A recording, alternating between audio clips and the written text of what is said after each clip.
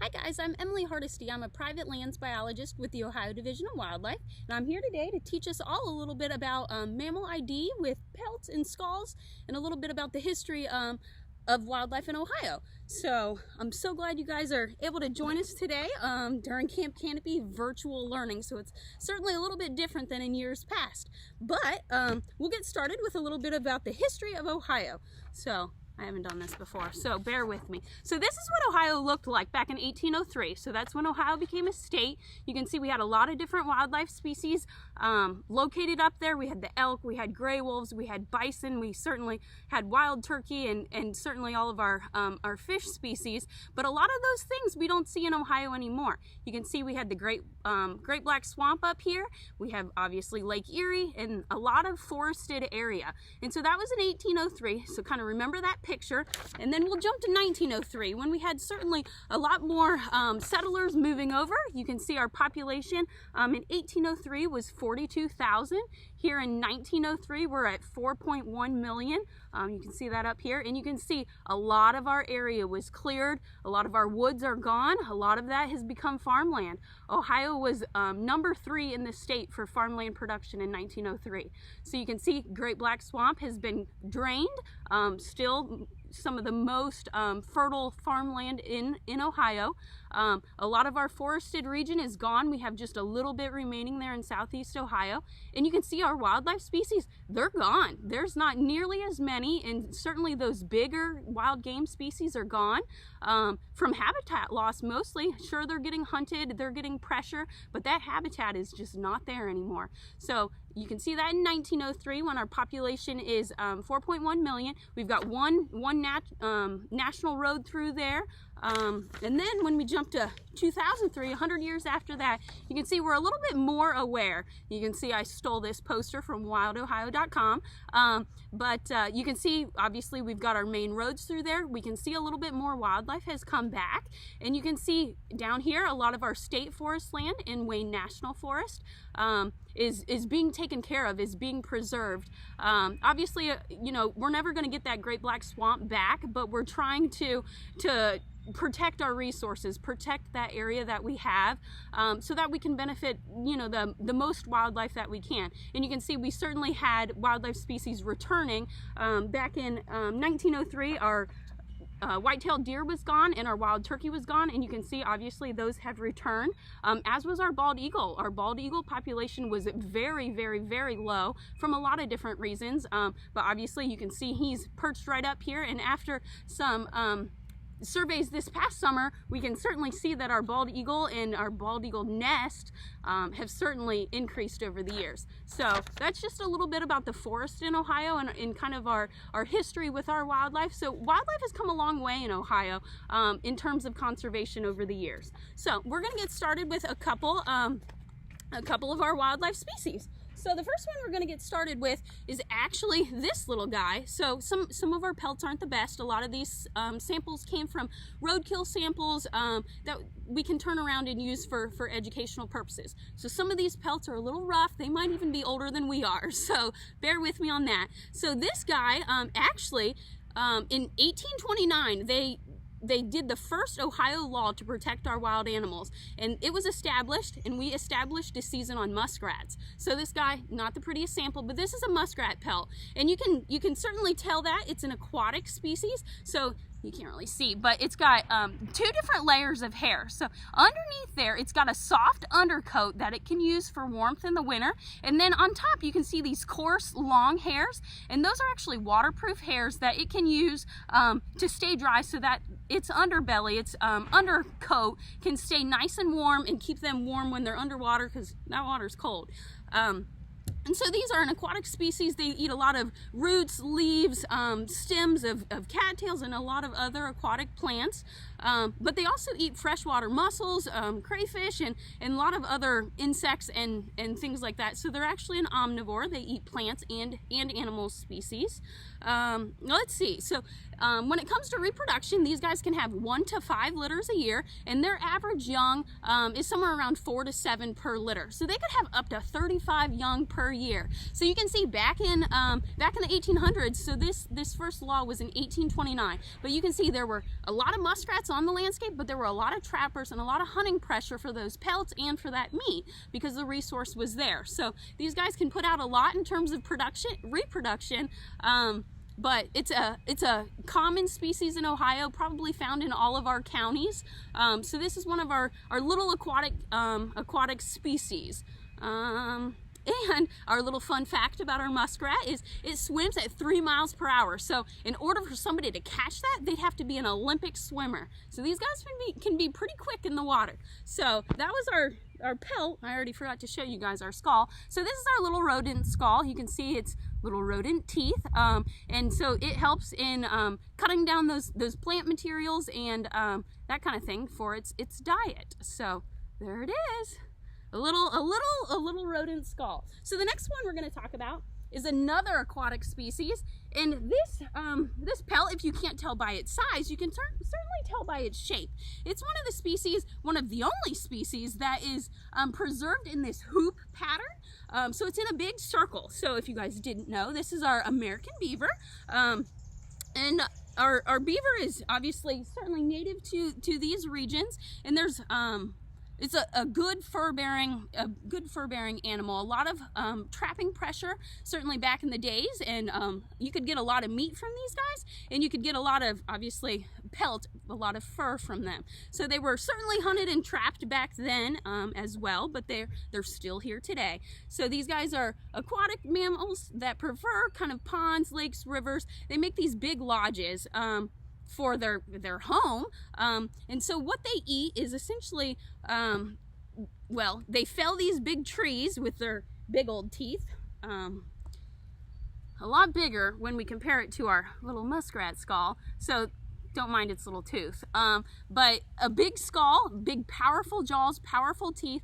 to chew down these trees that they're going to use to make their homes. And so they've got these powerful jaws, they're chewing down trees, and I guess I didn't mention, so they have this this big pelt. They can be up to 60 pounds. They, like the muskrat, have those 2 layers of hair. They have that warm undercoat and they have that waterproof outside layer.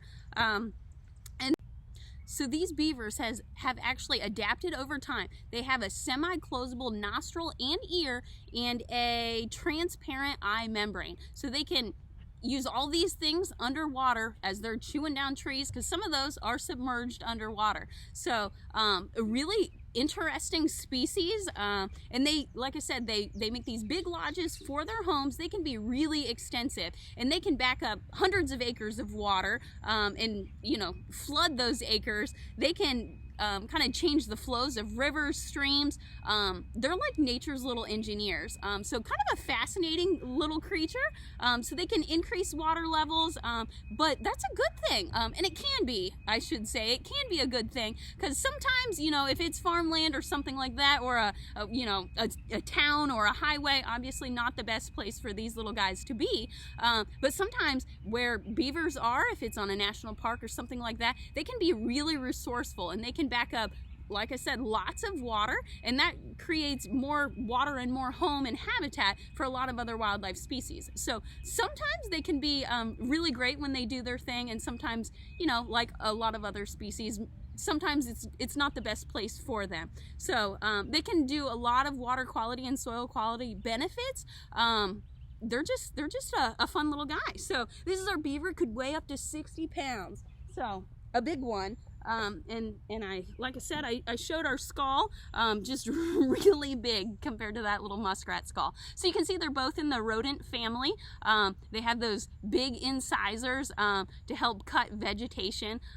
Just a little bit of a size difference. So this guy can be up to 60 pounds. This guy usually may be up to 4 pounds, but that might be a big muskrat. So fascinating little aquatic mammals. So the next one we're going to move on to is this one. So what do you guys see here? So this is actually our river otter. Let's see my little fun facts about our river otter. So in 1954, the last river otter was seen in Ohio. A lot of pollution concerns and habitat loss kind of pushed these guys out. And so actually Division of Wildlife back in 1986 reintroduced river otters to 4 different watersheds in Ohio, and that's a success story because over those years they have really come back. So let me find my little map for you guys, and it just shows our river otter surveys excuse me, over the last 4 years. And so you can see these dots, maybe this wasn't the best thing to show you guys, but that's okay.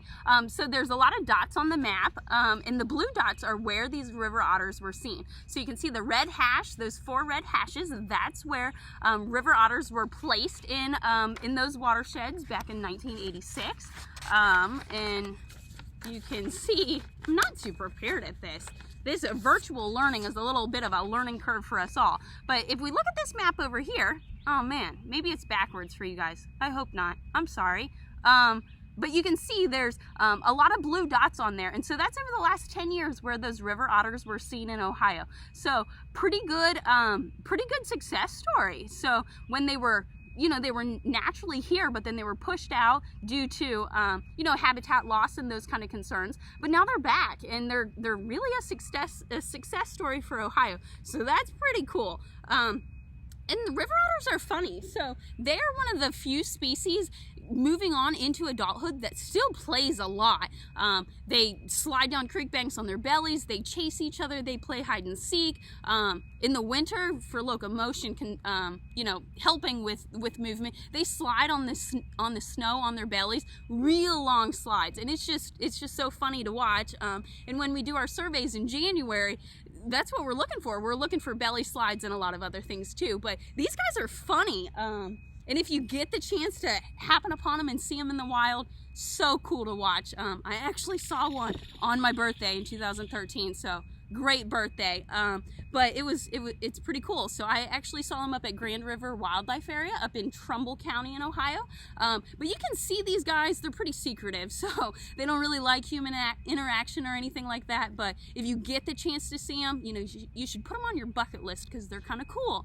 So anyway, they're a pretty cool species. They have 1 litter per year, 2 to 4 pups. And they're carnivorous. Their kind of favorite food is fish and crayfish and aquatic insects and aquatic species. But if they're on land, they'll still try to get turtles, birds, rodents, rabbits, any of those smaller little mammals they can sneak up on. And although they have short, stubby legs, they can outrun a human over a short distance on land. So that's kind of cool. And in the water, they're like a speed machine. So they're kind of a torpedo-shaped body. They got this long tail, fur-covered tail to help with locomotion, but they can swim through the water at up to 7 miles per hour. So that's quick. We thought our muskrat was quick at 3 miles per hour, and that's the speed of an Olympic swimmer. These guys are double that. So really a cool species, and really has come a long way in Ohio when we talk about the river otter. And again, I already forgot their skull. This is our river otter skull. So you can see it's shaped certainly a lot different from our other aquatic mammals. They have a short jaw, but it's built for crushing. Ooh, and I already forgot that I was gonna hold it right because I broke it earlier. But nothing a little glue won't fix. So you can see it. Well, you could see. It had a nice stubby jaw for crushing those fish, crushing those crayfish, and getting their nutrition that way. So a cool species. So now we're gonna move on to something a little bit different. We're gonna move on to some of our dog species. So we've got this one next, kind of a big species, and you can see it's got this bushy tail that ends in a black tip, and that's the way they all are. So if you guys don't know this one, this is our coyote, and it was first seen in Ohio in 1919. So they haven't always been here, but when the wolves were pushed out, it kind of opened up a niche for these guys. So this is our coyote. It's common in Ohio. You might not see them because they are mostly nocturnal, but they're in all of our 88 counties. Kind of the size are, like a medium dog, maybe up to 50 pounds, but probably not usually. They're in the 35 to 45 pound range, but they're the size of a small dog. Distant cousins to our dogs and our wolves and our fox, like you can see. Here's our skull. I won't forget it this time. But if you if you think of a dog skull, that's exactly what they look like. And if you see these coyotes, you know, in the flesh, they look like a small dog. And if you're not sure if it's a coyote or, you know, a German Shepherd or something from far away, coyotes always walk or travel with their tails down. They might wag their tail back and forth, but it's always down. When next time you're out and you see the dogs, you see those golden retrievers and their tails are up and they're waving back and forth. These coyotes, their tails are always down. They never raise their tail up like our domesticated dogs. But these coyotes, they can live just about anywhere. They're in wooded areas, they're in open land brush areas, but they're in towns, they're in cities. And actually one of our great coyote researchers, Dr. Stan Garrett, he works for the Ohio State University, and he has extensive, we're talking 20 years or so, extensive coyote research in inner city Chicago. So huge populations of you know, researched coyotes in inner city Chicago. If there's not a bigger city, you know, for something like that, it just really goes to show that these guys are so adaptable when it comes to, you know, someplace for a home, to raise their young, to get food. You know, they might be eating, you know, mice or rodents or whatever out here on the landscape, but they're also eating trash. They're opportunistic. They'll eat whatever they can get. And sometimes, unfortunately, you know, they might get a domesticated pet, and sometimes our livestock owners, they don't like coyotes, they give them a bad name. But sometimes with a little education, you can certainly build your, you know, your home or your property to deter these guys from coming in and make them depend on their natural food sources, like your rabbits, like your chipmunks, and that kind of thing. So this is our coyote. He's our biggest dog, if you will, that we're going to talk about today. And I showed us our little skull. So you can, the next one, oh, there's a red-tailed hawk. Did you guys see that? I'm out here at the Knox County Natural Resources area. Maybe I already told you guys that. I don't know. But I'm out here, a wonderful place. It's just above their fairgrounds, out here in Mount Vernon, Ohio. So here it is, a little 10 acres. We got pollinator on this side. Come visit it. It's fabulous. But I just saw a red-tailed hawk coming out of the bushes. So maybe it was after some prey as well. So anyway, moving on. Next we have our gray fox. I was supposed to make you guys guess. I'm sorry. This is our gray fox. Certainly one of our dog species, but a lot smaller. This guy is maybe 20 pounds. Probably not. Probably 15 pounds. He's just a little guy. But his fun fact on our gray fox is he's the only dog species, the only canid in Ohio, or in North America, that can climb a tree. You ever see a fox in a tree? Probably not, because these guys are kind of rare. Their population, unfortunately, is declining, so that's kind of upsetting. But these guys are in wooded areas. They don't like human interaction. But like the coyote, these guys are eating those small rodents, those mice, those chipmunks, those rabbits, really anything they can get their teeth on, if you will. So their coat is kind of salt and pepper, and then the sides are this reddish brown, moving on to a white throat and a white underbelly, and then their tail has a black stripe on it, and then it ends in a black tip.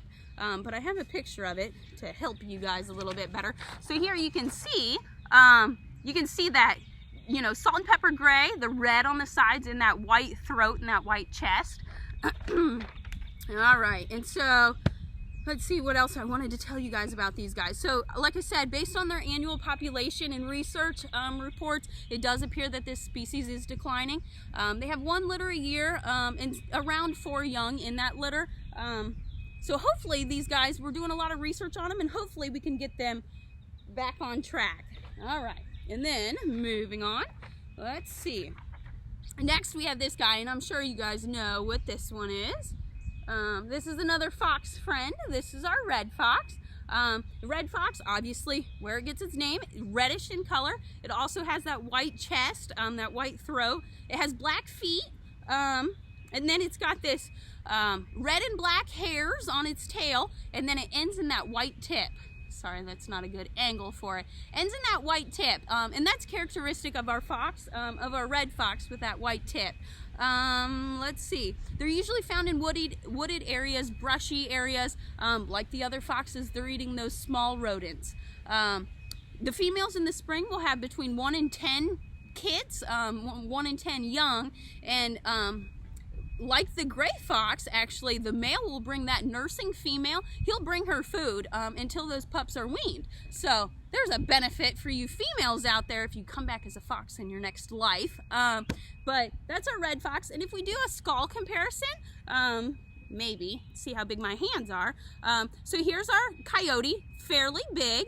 Here's our red fox, and then here's our gray fox. So you can see they're all kind of shaped the same. They have that pointed snout, and you know, built the same. Their teeth are kind of the same. It's just a size difference between each of those species. So that was our coyote, our red fox, and our gray fox. And I mentioned our coyotes are in all of our 88 counties. Our red fox is probably close to that. It might not be in all of our counties, but unfortunately that gray fox isn't nearly as common, and it's really in, you know, those wooded pockets with very little human interaction and kind of those rural areas. So we'll sneak these out of the way here, and we'll move on to our final species. All right, so the next one, I'm sure you guys know what this little guy is. That banded tail probably gives him away. Sort through my pictures here. And obviously, here's a picture. You guys have seen this before, I'm sure. So this is our raccoon, very common in Ohio. And when we talk about very adaptable, like our coyote, we're talking about our raccoon too. So it can live just about anywhere. It can live in farmed areas, rural areas, towns, dumpsters. Heck, you can find this guy in your attic. You can find this guy about anywhere. And by the same token, he eats just about anything. So he's an omnivore. He's taken advantage of the berries, the fruits, the nuts, the garbage, and certainly, you know, any little rodent he can get, he's gonna find it. So this is our raccoon. Obviously we talked about banded tail, black and white. You can see it's got that bandit mask on its face. And these raccoons are kind of cool. They have 5 toes, and so their front paws kind of act like a hand, like ours do. They're really smart, and they're really smart, and so they're hard to outwit if you've got a nuisance raccoon problem. But that's our raccoon. We've got our raccoon skull here. Like I said, they're an omnivore, so they're eating all sorts of different things. So their teeth aren't super specialized, whether it's for meat or for, you know, rodents or something like that. Just kind of your basic teeth that are kind of all around good for anything that you might come across. And so these guys don't hibernate in the winter. You might not see them very often in the winter. They are nocturnal mostly, or crepuscular, operating at dawn and dusk. But these guys, they don't hibernate in the winter, but when it gets really cold out, they might take a really long nap. So heck, who doesn't like a long nap on a long winter day? And they usually have 1 litter per year, with 3 to 7 young. So that is our raccoon. We'll move on next. I got all my pelts all screwed up here. The next one we'll look at is this guy. So I'm sure you guys know exactly which one this is. So this obviously is our skunk, and very identifiable by its markings. Just about anybody knows what this looks like by sight or by smell. So these guys, one of the most recognized mammals out there, and they do have that defense mechanism. Their first instinct is going to be to try to run away, but these guys aren't fast, and that's why they have that defense mechanism of that stinky, smelly odor that'll burn your eyes, burn your nose, burn your lungs if they spray. So they don't want to spray, because when they do spray, they've lost that defense for the next couple weeks. It takes a little bit of time to build that back up in their system. So this is the way you want to see them. You don't want to see them like this, that's for sure. So they're accurate with that spray. They're accurate up to 15 feet. So that's pretty crazy. And you can smell that odor for up to a mile. So it's a great defense mechanism, if we're being honest. That's a good one. So you can see that stripe down the center, 2 lines sometimes. And you know, they eat a lot of different things, and they can be found living in a lot of different areas, like some of the other omnivores we've talked about. So these guys, they eat small mammals, leaves, nuts. Sometimes they're eating carrion, dead things, really whatever they can get a hold of. And that's common with a lot of our wildlife species. If they come upon something, well, they might just take advantage of it. So that's our skunk. Here's our little skunk skull. I'm not gonna forget. So here's our little skunk skull. Like the raccoon, not too specialized, but these guys, like I said, they can be a little bit of a nuisance. You might not want them living under your porch or something like that, for instance. But still a pretty cool wildlife species, and common. You know, they're going to be in every county in Ohio, for sure. So the last one we're going to talk about, oh, there's our little skunk picture. If you guys didn't know what it looked like, there he is. So the last one we're going to talk about, it's kind of a scary pelt if we're being honest, is this guy. So this is a Virginia possum. And so here's a picture, none less frightening. Maybe this picture on the back is better. That one doesn't look so bad, but this is our possum. So he's actually a marsupial. And so what does a marsupial mean? Well, we know some other marsupials, like our kangaroo. So this possum, she actually delivers her young 12 days after mating. And those young are hairless, blind, deaf, smaller than a honeybee. If you think about a honeybee, it's just a little guy. So these young are smaller than a honeybee, and they crawl you know, from where they're born into their mother's pouch without the aid of their mother. And so they crawl in there and they nurse continuously for 6 to 8 weeks. And then once they are old enough and mature enough to live outside the pouch, then mom's got another task on her hands, and they actually use her for locomotion. They will locomotion? Yeah, for travel. We'll say for travel. So they'll climb onto mom's back and she'll walk and carry them with her. So a giant piggyback ride, which is kind of fascinating if you think about it. So they're born eensy weensy little guys, live in that pouch. She could have up to 15 young, and so then once they're big, that's a lot to carry around too. So kind of cool species. And then for a defense mechanism, these guys are actually playing possum, and so they can play possum or play dead, play asleep for up to an hour, and likely if their predator is still there, they can probably keep doing it. And so they use that as a defense mechanism because they're not fast, they can't outrun you, and so they just play dead. And actually there's scientists out there that think they actually pass out from fright, so they'll faint because they're so scared, and then they're actually, they are actually playing dead. So a lot of times they'll play dead and you'll really think they are dead, and they're not. They'll get up and scamper away. Oh no, are we still here? So I just want to end with, there's a lot of mammal species in Ohio, and there's a lot of species that we as biologists with the Division of Wildlife that we certainly care about. And so if you ever see any of these species out and about, you can always report them on the Division of Wildlife's species reporting website. So you can find that at www.wildohio.com. And then I don't have too much time, but obviously this is our bobcat and our black bear. So those are some species that are moving through Ohio, and they're kind of expanding their ranges based on habitat changes. So the more habitat we can provide, the more species we might see. So thanks for watching. I hope you guys learned a lot. And if you have any questions, you can always hit us up on Facebook Messenger. So see you next year at camp. Thanks, guys.